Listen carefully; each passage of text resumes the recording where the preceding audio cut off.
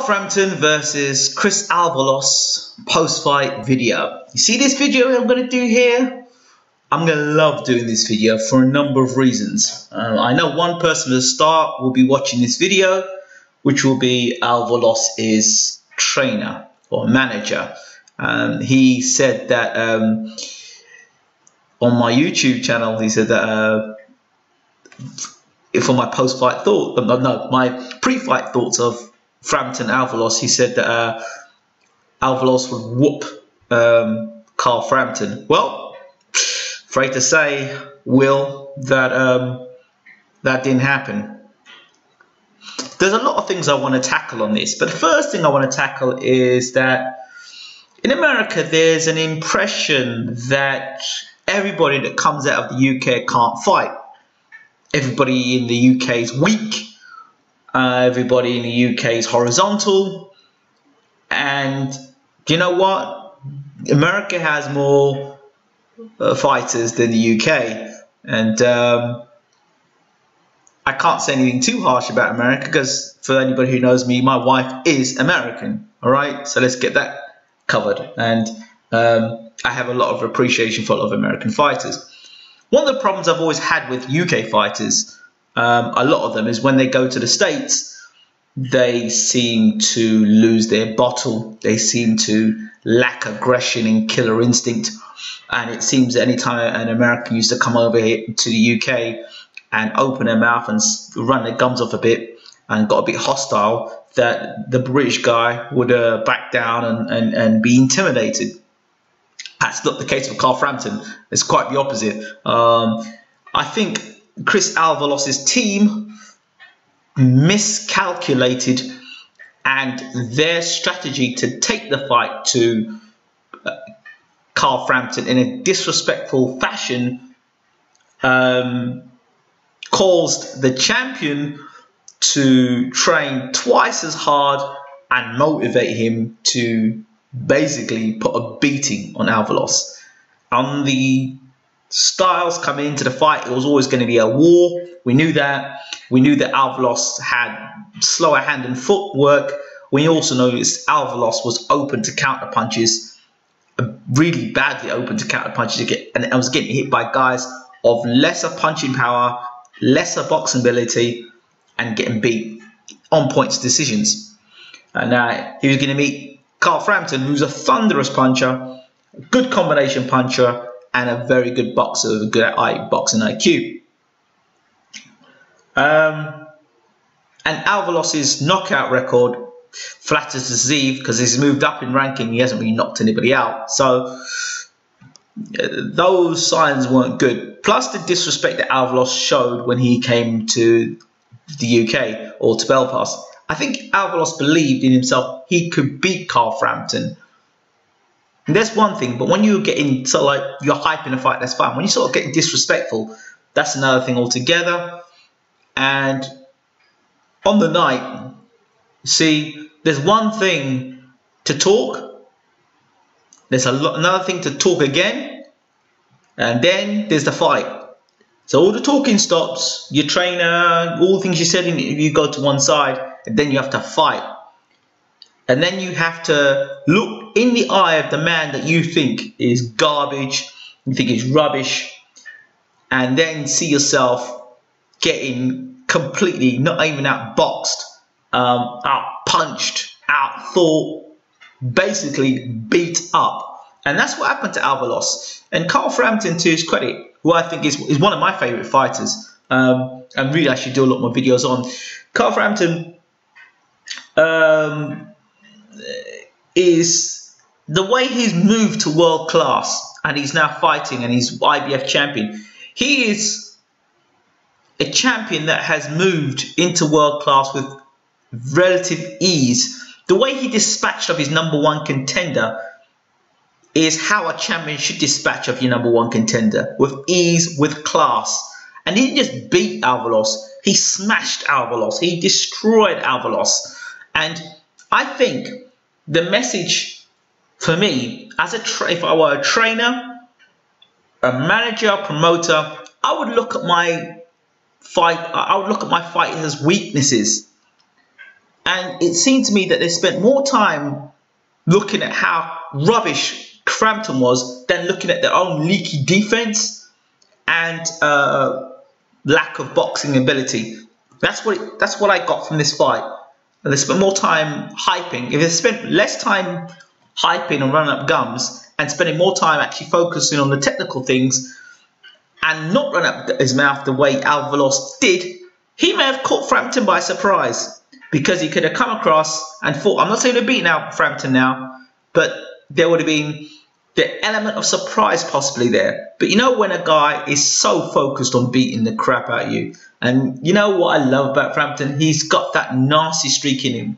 Even the fact when Avalos was slightly hurt, or he had something on his shoulder, Frampton went in there and went to take him out. So Frampton's got a nasty streak in him, and you need that when you're fighting at the premier level of boxing. And he's got that. Combining, Frampton seems to have a good chin. He's got good punch power, good boxing movement, good boxing brain, and can fight cool under pressure. You know, I thought Frampton was going to come out and try and steamroll Avalos, but he boxed, which was good. Even under pressure, he boxed and did what he had to do. Now, this fight against Scott Quigg.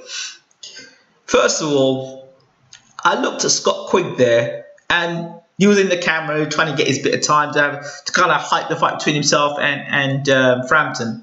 But let's be honest, Quigg was world champion, and he seemed out of place. He just seemed like a little boy wanting to get a piece of the action.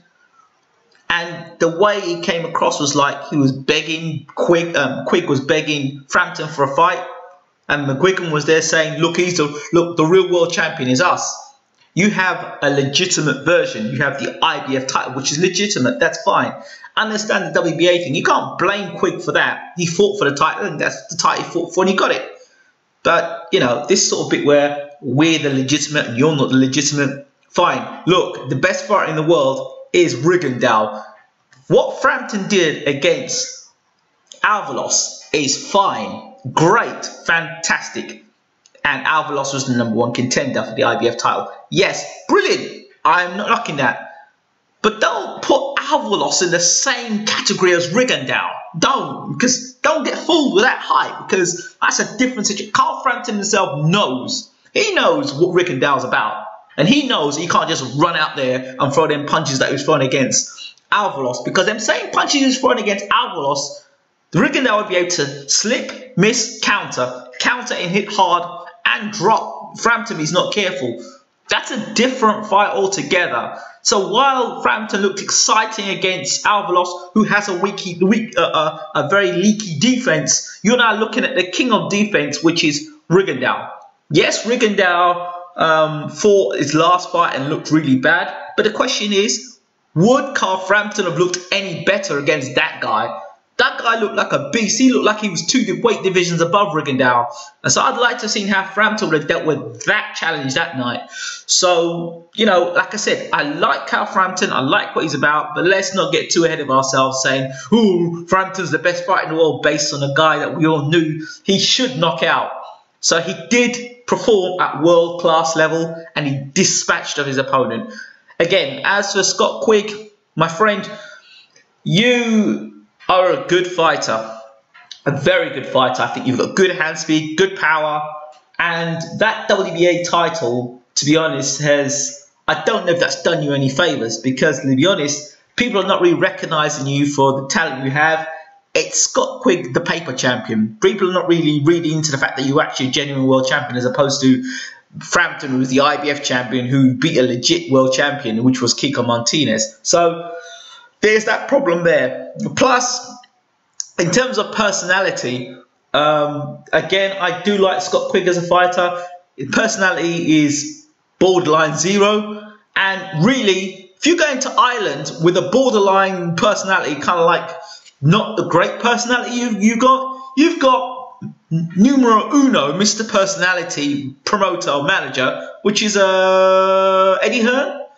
Why wasn't Eddie Hearn sort of like with you in the corner? Unless, see now, if Eddie Hearn was there, Barry McGuigan was there, Carl Frampton was there, and Scott Quigg was there, that would have been an interesting conversation, because Barry McGuigan could have said, you know what, we're the real world champions, blah, blah, blah, blah. What do you think about this, Mr. Hearn? And put Eddie Hearn on the spot and Barry McGuigan on the spot at the same time. Now, that would have been a conversation. That would have been an interview. I kind of felt that Quigg went there trying to get a fight and made himself look rather, I don't know, just didn't seem right, him being there. He looked like he was trying to push the fight himself and being a promoter. Now, I don't know why Eddie Hearn wasn't there.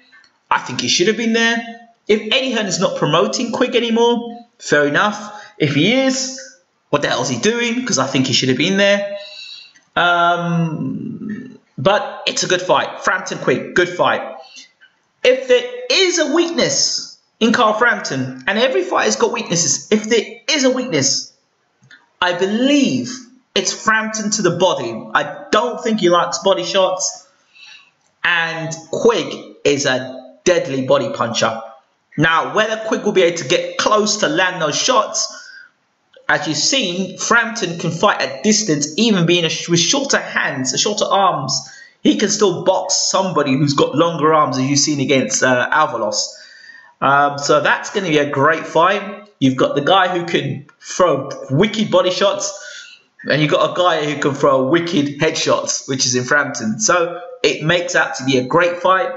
I agree with David Hay, who believes that the fight could be sold at Wembley. It could do, definitely. But this business of Frampton and Quigg hugging one another, it's a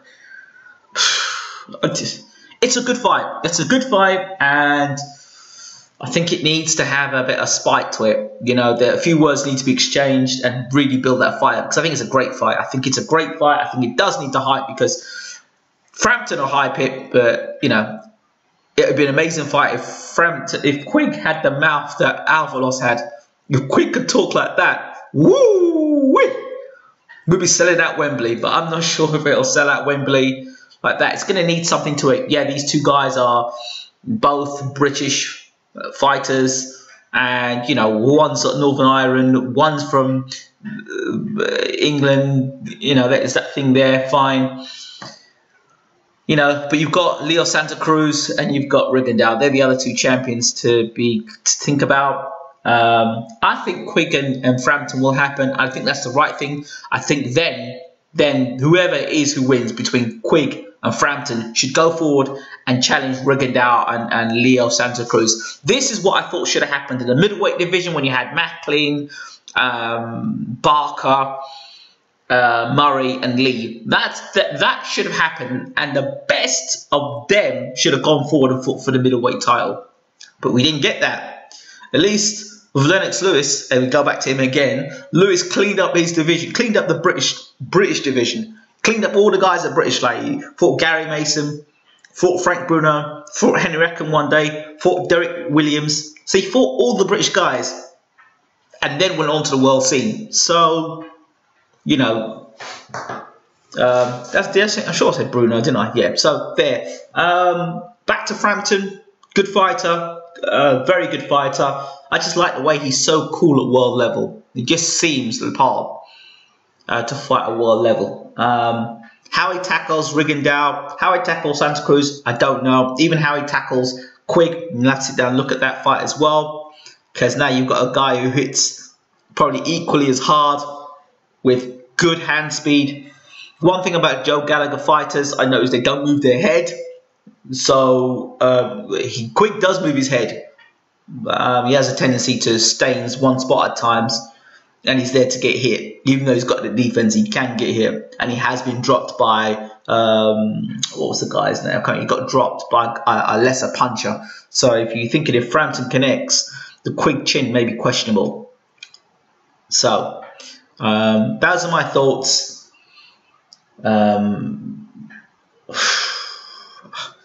Really, the image of Avalos in the corner with oxygen being put over his face, as you know, it sums up just what happens when you do not really give the champion you're fighting the credit he deserves. Let me know what you fight fans think. I'm out here. Take care. Congratulations, Carl Frampton, on your win.